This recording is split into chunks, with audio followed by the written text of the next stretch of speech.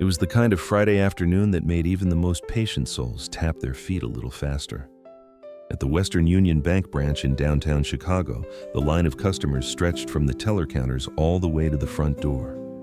The soft buzz of fluorescent lighting overhead mixed with the low murmur of sighs and whispers. Purses rustled, watch faces were checked, and tension floated in the air like humidity before a summer storm. At the end of the line stood a woman no one seemed to notice. Miss Clara Bennett, 74 years old, pressed a pale pink envelope to her chest with both hands. Her coat, a faded wool blend that had clearly seen many winters, hung loosely on her frame. Her shoes were sturdy, simple, polished, the kind older women often wore when comfort quietly took precedence over trend.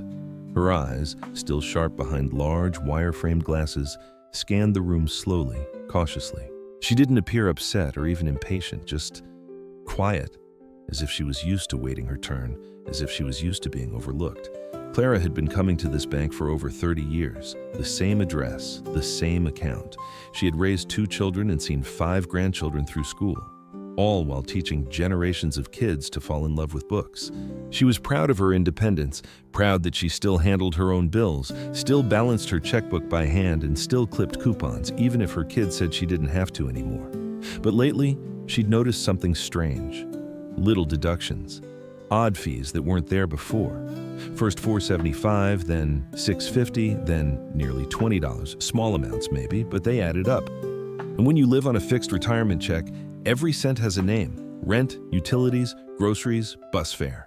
A few dollars missing could mean an empty fridge by Thursday. So she came today, not to cause a fuss, but to ask a simple question: why? When it was finally her turn, she stepped forward with careful grace, her envelope held like a shield of both hope and humility. "Good afternoon," she said softly, offering the envelope toward the glass divider. "I think there may have been a mistake on my account, some fees. I don't recognize them." Behind the counter sat Kelsey Monroe, mid-20s, perfect gel manicure, and the kind of permanent eye roll that made her seem like she'd seen it all, even if she hadn't lived long enough to. Kelsey didn't look up at first, her acrylics clicking rapidly across the keyboard as if the very act of typing were a favor. "Those are standard maintenance charges," she said flatly. Clara blinked. "Oh, I see. It's just that I've had this account for a long time and I don't remember seeing these before. Would you mind checking again?" Kelsey let out a breath that sounded dangerously close to a sigh. She glanced briefly at the envelope, took it from Clara's hand without warmth, and gave it a cursory look before sliding it back across the counter. "It's in the fine print. If you didn't read it, that's not really on us, is it?" The words weren't loud, but they cut, sharp, blunt, unnecessary. Clara's cheeks warmed, not from shame, but something deeper, disappointment maybe. Or that quiet sting of realizing you're being dismissed, not because you're wrong, but because you're irrelevant. From somewhere behind her in line, someone chuckled, low but unmistakable. Clara straightened her spine a little. She wasn't angry, she wasn't even embarrassed, but something about the moment, about the way the teller didn't bother to even pretend to care, settled into her chest like a cold stone. She had come for clarity. What she found was silence. But sometimes, in a world so loud with opinions and judgments, it's the quiet stories that carry the heaviest weight. Before you judge someone by how they look or how much money they have, you might want to hear this story first. If you're new here, don't forget to like, subscribe, and share your thoughts in the comments. This one might just change how you see the world. Clara didn't flinch. Not at first. She had weathered sharper words in her lifetime. But still, the way Kelsey slid the envelope back as though it were a napkin at a fast food counter made her fingers stiffen slightly. She reached for it slowly, her voice still calm. "I understand, I don't recall signing anything that mentioned these new fees. Maybe I overlooked something. Would it be all right if someone could go over it with me?" Kelsey leaned back in her chair, arms crossed now, her expression sliding from indifference to slight irritation. "It's in the fine print. We're not responsible if you didn't read your agreement." Her tone dripped with condescension. Not the kind that shouts, but the kind that cuts deeper because it whispers, "You're not worth my time." Clara tried again, softer this time, holding out the papers. "I've kept this account in good standing for decades. I haven't made any changes, and these charges only started recently. I was hoping someone could explain." Kelsey interrupted with a small laugh that wasn't entirely under her breath. "Look," she said, glancing around as if seeking validation from coworkers who weren't even listening. "This happens all the time. It's not personal. It's just policy." A man in line behind Clara let out a low snort of amusement. Another woman murmured something under her breath. Clara couldn't make out the words, but the tone was clear. Why is this old woman making such a fuss over a few dollars? She swallowed, suddenly aware of how stiff her posture had become. Her fingers gripped the envelope tighter. "I'm not trying to argue," she said, almost apologetically. "I just want to understand." At that moment, a door to the side office swung open, and a tall man in a navy suit stepped into the lobby with an exaggerated sigh. Darren Hayes, branch manager, early 40s, polished, smug in a way that suggested he believed empathy was inefficient. He looked at the line of customers, then at Kelsey, then finally at Clara, as though she were a misplaced piece of furniture in his otherwise curated lobby. "Is there a problem here?" he asked, though his voice made it clear he didn't actually want an answer. Kelsey straightened in her seat. "No problem, sir. Just a customer misunderstanding the terms."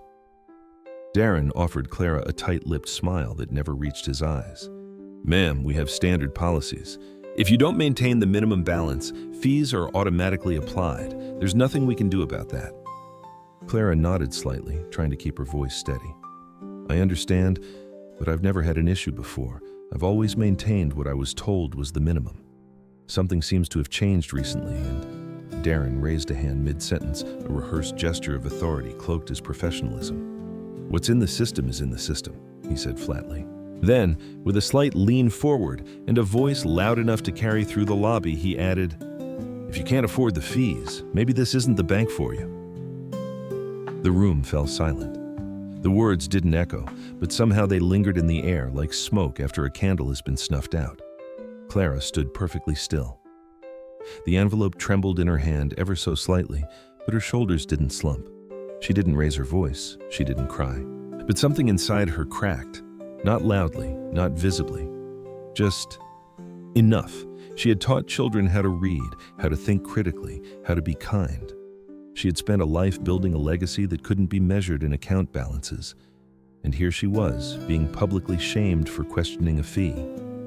Her throat tightened, but she didn't speak. What could she say? The man in charge had spoken, and not a single soul in the lobby had moved. A woman with a designer handbag a few feet away looked down at her phone. A man in overalls shifted uncomfortably and stared at the ceiling tiles. Even Kelsey turned her gaze to the computer screen, pretending to be busy with numbers that no longer mattered. No one stepped forward. No one said a word. Clara glanced down at her envelope. Her notes were still neatly folded, her questions still unanswered. But it wasn't the money that hurt. It was the way no one had bothered to see her. It was the way the word afford had been used, not just as a number, but as a verdict, as if dignity required a balanced threshold. She nodded once, barely perceptible, and turned to leave. Slowly, deliberately. Every step away from that counter felt like a step away from the person she had always tried to be, patient, trusting, hopeful.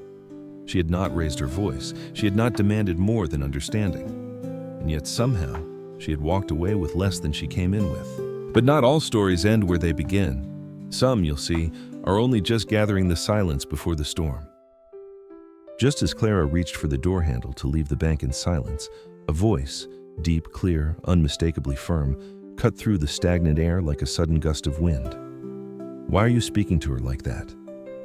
Heads turned instantly. Some startled, some curious, others sheepish, caught in their own silence, now forced to look up. A man stepped forward from the line. He wasn't flashy. He wore worn jeans, a plain black t-shirt, and a faded baseball cap pulled low over his brow. His presence, however, said everything his clothes did not. He moved with a quiet certainty, the kind of still power that makes people straighten their backs without knowing why. Even Darren turned at the sound of the voice, his frown betraying a flicker of unease. The man removed his cap slowly, and that's when the whispers began. "Wait, is that Michael Reyes?" Yes, that Michael Reyes, the award-winning actor known for his gritty film roles and his off-screen work supporting veterans, teachers, and the elderly. A man whose face had graced both action movie posters and humanitarian campaigns. The room seemed to inhale as one. Clara turned halfway, still near the door. Her eyes met his, confused and unsure whether to be grateful or embarrassed. Michael didn't wait for introductions.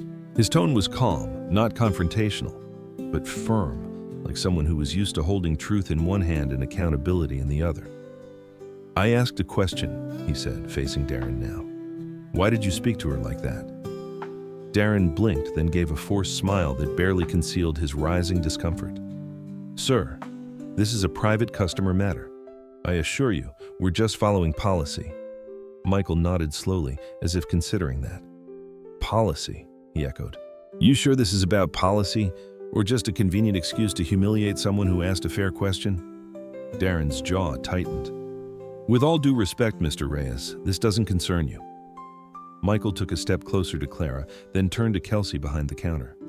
"Would you mind showing me what she was asking about?" Kelsey hesitated. Her fingers hovered over the keyboard as she looked to Darren for guidance, but he gave none. Only a glare that seemed to say, "Fix this," quietly. Clara, still holding the envelope like it was part of her body, stepped forward timidly. "I didn't mean to cause a scene," she said, her voice barely audible. Michael softened his gaze. "You didn't," he replied gently. "You asked a question. They created the scene." She offered him the envelope. He took it, carefully unfolding the papers and scanning each line. The entire lobby seemed to hold its breath as he read. Even the people in line, who minutes ago had been consumed with their phones or their own schedules, were now alert, listening. After a few moments, Michael looked up. "These fees started exactly 2 months ago," he said, holding one paper up. "Clara's had this account for over 30 years. No missed payments, no withdrawals over the limit, no account changes. And suddenly, monthly charges triple?" He turned to Darren again. "What changed 2 months ago?" Darren cleared his throat. "There was a policy update," he muttered. "Minimum balance requirements were raised across all branches." "Was she informed?" Michael asked. Darren shifted. "Notifications were emailed." Clara shook her head slowly. "I don't use email. I asked for paper statements. I've always gotten letters." Michael raised an eyebrow. "So your policy update skipped people who rely on physical mail.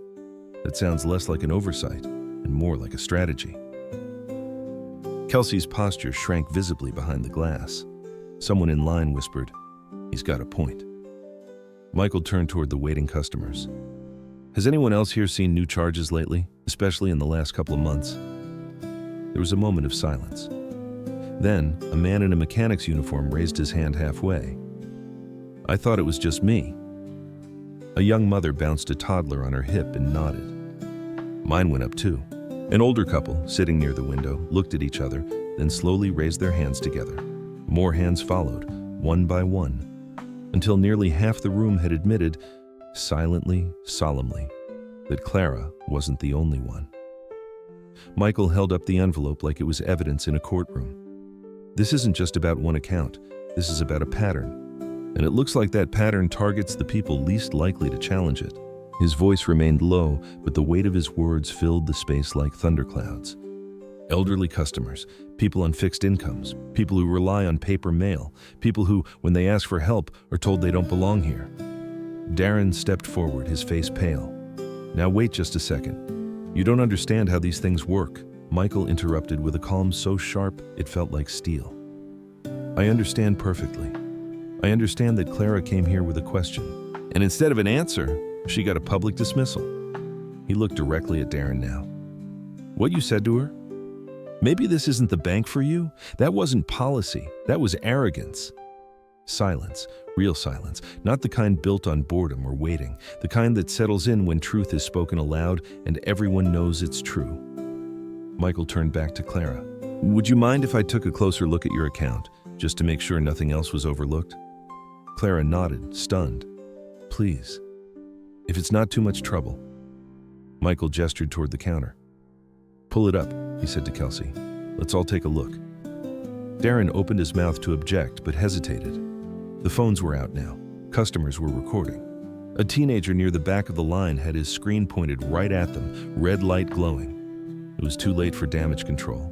The story was already escaping the walls, Kelsey typed, slowly, reluctantly. The screen flickered to life. Michael leaned in, scanning numbers, dates, balances. He didn't say anything for a moment. Then, finally, there it is, new fees, labeled as premium maintenance adjustments. Started after the policy change, no written notice, no signed acknowledgement. And, interesting, all applied manually to legacy accounts held by long-term customers over 60. He stood straight again, facing the entire lobby. How many of you have been customers here more than 5 years? Several hands went up. And how many of you saw your fees go up recently? More hands. Michael nodded slowly. So it's not just Clara, and it's not just policy. It's a system designed to go unnoticed unless someone like her speaks up.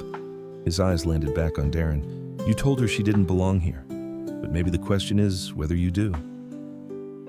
Darren looked around the room and saw nothing but faces he had ignored for years. Customers whose trust he had spent a career quietly draining, one unexplained charge at a time. And now, finally, someone had noticed, and the whole room had followed. Michael stood by the monitor, eyes fixed on the numbers glowing in crisp white text. The fluorescent light above flickered slightly, like even the building itself was unsure how to proceed.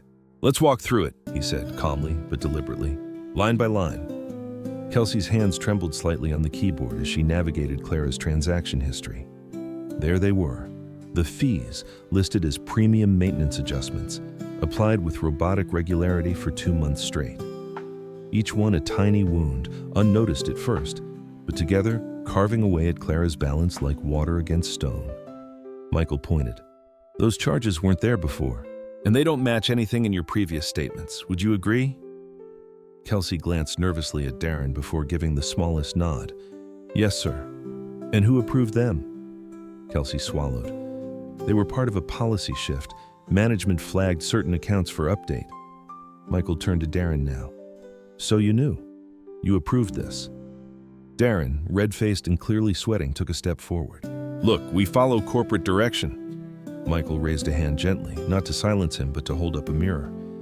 No. You chose to enforce it this way. You don't just follow policy, you make choices. You chose not to care. You chose not to ask why someone like Clara, someone who has done nothing wrong, is being penalized for trusting your institution. Darren opened his mouth, but no words came. Michael didn't shout. He didn't point fingers. But his voice had the clarity of truth, and it left no space to hide. You know what the saddest part is? He said, turning to the room. It wasn't just the fees. It was how easily she was dismissed, how comfortable you were making her feel like she didn't matter. Murmurs rippled through the crowd. Some of the customers nodded quietly, their own stories beginning to surface behind their eyes. The teenager with the phone was still recording. The red light now blinked steadily, like a heartbeat. Michael stepped closer to the counter. How many more people would have walked away silently if Clara hadn't spoken up? How many more have already? He held up her envelope. One voice. That's all it took to shine a light. Darren's eyes darted around, calculating. He could feel the tide turning, the story slipping from his control. Michael's voice dropped slightly, his tone more serious now. You may want to think carefully about what happens next, because I guarantee this footage isn't going to stay in this building. It's going to be out there, and it won't just be about you. It'll be about how this bank treats the people who built it. As if on cue, phones across the room began to buzz. One, then another. Notification chimes echoed softly. People glanced down at their screens, then back up again, mouths parting. The video was already spreading. Kelsey whispered something to Darren, who snapped back at her under his breath. But the panic in his eyes betrayed the truth. He knew it was over. Michael looked at him plainly. It's time to fix this. There was a long pause. Then, finally, Darren turned to Kelsey with the resignation of a man who had run out of exits. Reverse it, he said, his voice low and strained. Kelsey nodded quickly, fingers moving faster now, clicking through tabs, pulling up transaction codes, issuing refunds. One by one, the charges vanished from Clara's record. Michael watched in silence, not triumphantly, just making sure. And then, when the screen displayed the corrected balance, a number that finally looked right, he turned back to Clara. Is that what you were asking for? Clara, still stunned, stared at the monitor. Her voice was quiet, but clear. Yes, that's all I ever wanted. Michael nodded, then turned once more to Darren. "Now," he said gently, folding his arms. "Let's hear that apology." Darren looked as though he might be physically ill. His mouth twisted, his hands clenched, but the lobby was still. Everyone was watching. And so he stepped forward, cleared his throat, and forced the words out. "Miss Bennett, I apologize for the way you were spoken to. It was unprofessional and it was wrong." Clara didn't respond right away. She looked at him the way one might look at a stranger's shadow, present but far away.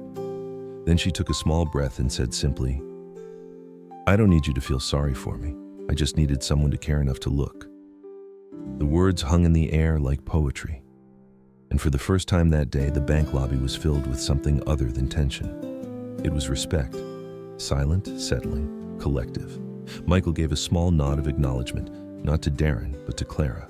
"You stood your ground," he said softly. "That's where change begins." A few customers started clapping, unsure at first, but sincere. Then more joined. It wasn't raucous. It wasn't loud, but it was honest. Kelsey stepped out from behind the counter and, to everyone's surprise, approached Clara. "I'm sorry, too," she said. "I shouldn't have treated you like that. I was just doing what I was told." Clara turned to her, not with anger, but with the same quiet grace she'd shown all along. "I know," she said, "but don't let this job take away your kindness. It matters more than you think." Kelsey nodded, tears beginning to form at the corners of her eyes. She returned to her station, changed in a way she didn't yet know how to name. Michael picked up his cap and placed it gently back on his head.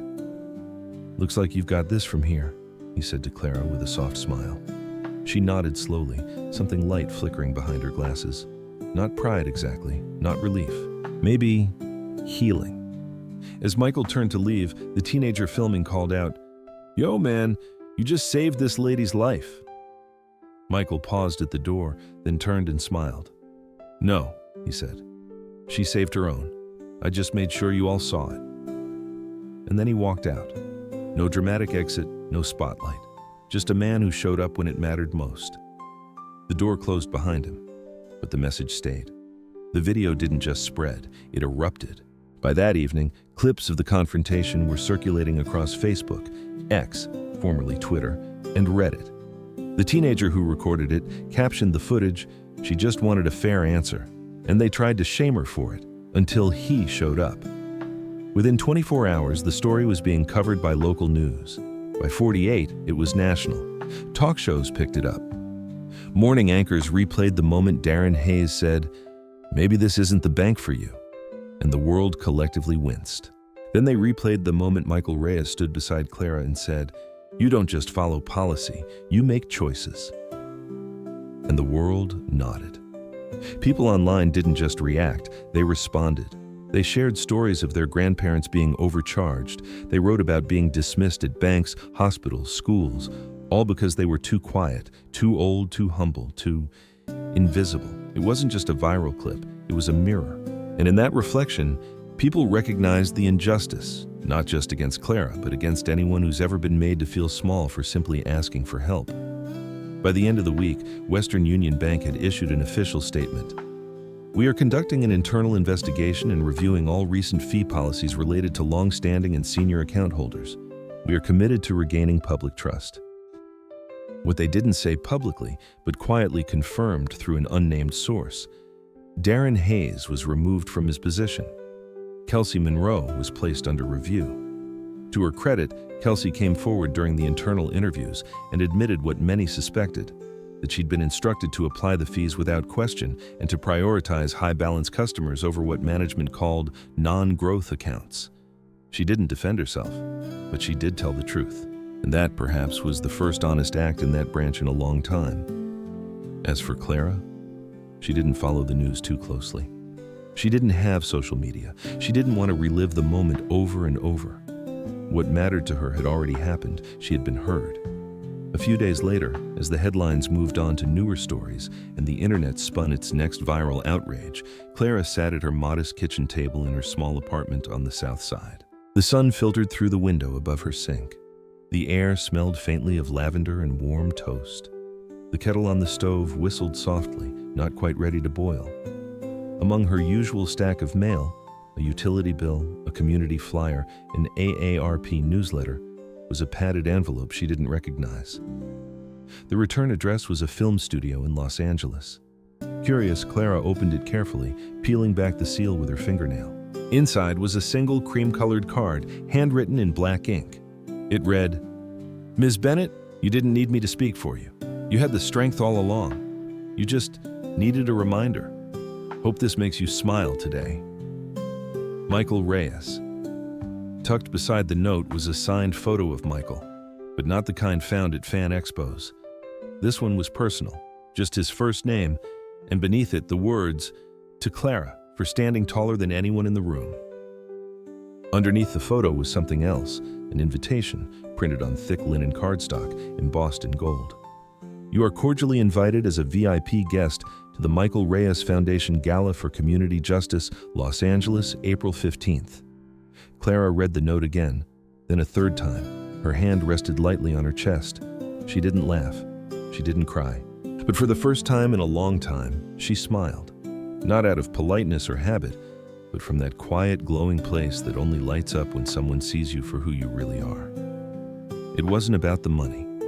It never had been. It was about being recognized, not as a burden, not as an inconvenience, but as someone who matters.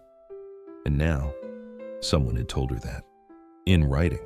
Later that afternoon, Clara put on her cardigan and stepped outside for her daily walk. The air had the crispness of early spring, and the tulips in the neighbor's yard had just begun to bloom. As she reached the corner of her street, she paused at the crosswalk and saw a young woman approaching from the opposite direction.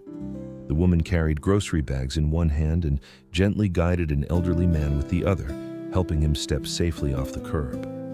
Clara smiled again, not because it was extraordinary, but because it wasn't. It was the kind of everyday kindness the world needed more of, the kind that didn't need applause or cameras or headlines.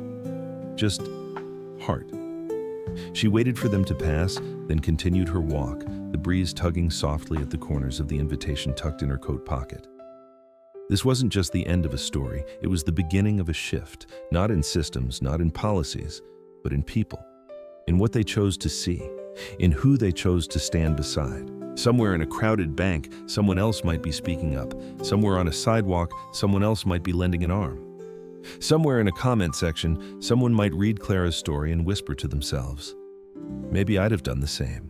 We don't always get to be the hero, but we can always choose to be human. What would you have done in that bank that day? If this story touched you, don't forget to subscribe, leave a comment, and share it. Let's make the world a little kinder, one story at a time. Heart touch stories. Real feelings, real people, real reminders of how much kindness still matters.